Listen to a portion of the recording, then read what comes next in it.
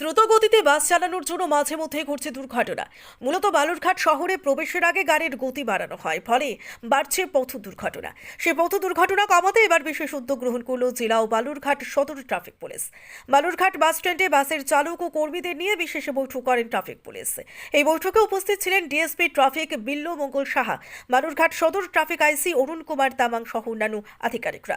এই বৈঠক থেকে মূলত বাসের চালক ও কর্মীদের রাস্তায় চলাচলের সময় সতর্ক থাকতে বলা হয়, এমনকি শহরে প্রবেশের সময় গাড়ির গতিও কম রাখতেই বলা হয়। Bureau report, crime press Bengal news. এটা আমরা ওনাদেরকে একটু সচেতনতা করার জন্য, যেহেতু টাউনের মধ্যে যখন গাড়িগুলো ঢোকে তো অনেক সময় দেখা যায় গাড়িগুলো খুব হাই স্পিডে ঢোকে, এর ফলে দুর্ঘটনা ঘটার সম্ভাবনা থাকে। এবং এখানকার যারা বালুরঘাট শহরবাসীর একটা অভিযোগ আছে যে টাউনে ঢোকার সময় গাড়িগুলো খুব দ্রুত গতিতে ঢোকে, তাই তাদেরকে নিয়ে বসা, যাতে তারা টাউনে ঢোকার মুখে গাড়ির স্পিডটা কন্ট্রোলে রাখে এবং ট্রাফিক আইন মেনে চলে। এই ব্যাপারে ওনাদেরকে সচেতন করা এবং যেখানে সেখানে যাতে না দাঁড়ায়, নির্দিষ্ট স্টপেজগুলোতে দাঁড়ানোর চেষ্টা করে, এইসব সামগ্রিক ব্যাপার নিয়ে ওনাদের সঙ্গে একটা অ্যাওয়ারনেস প্রোগ্রাম করা হলো, যাতে আগামী দিনে ওনারা নির্দিষ্টভাবে এবং রোড সেফটি মেনে গাড়ি চালায়, দুর্ঘটনা যাতে কম ঘটে, এটাই উদ্দেশ্য ছিল আজকে। স্যার, এই উদ্দেশ্যে সভাটা আজকে কাদেরকে নিয়ে করলেন?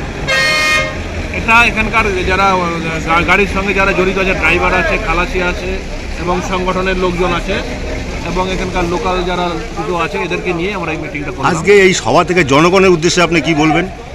না, জনগণের উদ্দেশ্যকে আমি একটা কথাই বলবো যে ওনাদেরকে তো আমরা অ্যাওয়ারনেস করার চেষ্টা করলাম, কিন্তু পাবলিককেও একটু ট্রাফিক আইন মেনে চলতে হবে। তারাও যখন রোড ক্রস করবে তখন একটু দেখে শুনে যে রোড ক্রস করবে, মানে হুইমজিক্যালি তারা মোবাইল কথা বলতে বলতে রোড পার হবে না।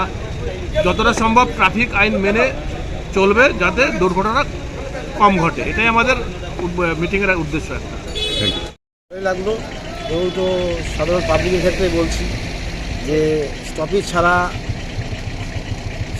যদি না প্যাসেঞ্জার তোলা যাবে না।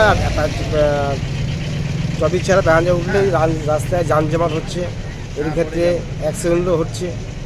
ঠিক আছে, আমি চাইছি যে প্রত্যেকটা পাবলিকের কাছে স্টপেজে উঠুন এবং বাস যারা ড্রাইভার আছে, হেল্পার আছে, তাদেরকে সহযোগিতা করুন। না, আমরা কোনো সময় দেখছি বাস খুব জোরে চলছে, আবার কোনো সময় দেখি খুব আস্তে চলছে। এটা কী জন্য হয়? এটা কারণ কি? রাস্তায় গ্যাঞ্জাম থাকে। আমি তো দেখিনি। কীরকম গ্যাঞ্জাম থাকে? টোটোর গ্যাঞ্জাম, এবার সাধারণ পাবলিক যে রাস্তা ধারে বাড়ি হাট ফাট দুনিয়া টোটো গ্যাঞ্জাম থাকে। তো আমাদের তো আবার বাসের টাইম ধরার ব্যাপার থাকে, তো না, তো ড্রাইভারের ক্ষেত্রে টাইমে না ঢোকাতে পারলে পরে 150-200 টাকা ফাইন লেগে যায়। এখন তো টোটো বাড়ায়, তো বাসে তো সেরকম ইনকাম নাই। আমরা এক ধরনের প্যাসেঞ্জারকে দেখি যারা বাড়ির সামনে থেকে ওঠে এবং বাড়ির সামনে থেকেই নামবে, সেক্ষেত্রে আপনারা গাড়ি দাঁড় করান কেন? সেই ক্ষেত্রেও সেটা আমি মালিকদের সঙ্গে কথা বলবো যে এরকম যেন প্যাসেঞ্জার না ওঠে, যে না বলে যে বাড়ির সামনে থেকে উঠবে, চেষ্টা করবে যে স্টপেজে যেন প্যাসেঞ্জারটা আসে, ওখান থেকেই যেন প্যাসেঞ্জার গেট আপ হয়ে লং জার্নি করবে। তাহলে আজকে মিটিংটা হয় কি ভালো হলো? হ্যাঁ, অবশ্যই ভালো হয়েছে। আপনার নাম? লালু খটিক। আপনি কি করেন? আমি নাইট গাড়ির সেক্রেটারি। বাড়ি? শান্তিময় ঘোষ কুমার, বালুরঘাট। বালুরঘাট।